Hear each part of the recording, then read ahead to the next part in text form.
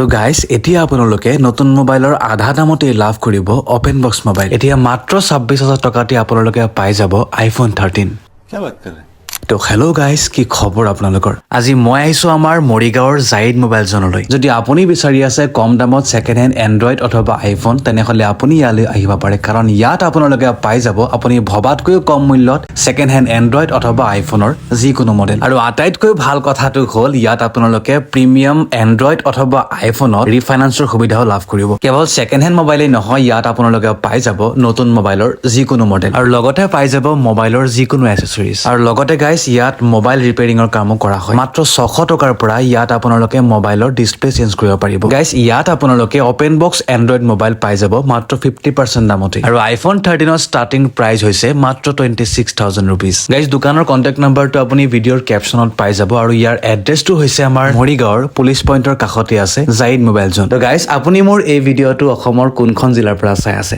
comment এটা কৰি নিশ্চয় জনাব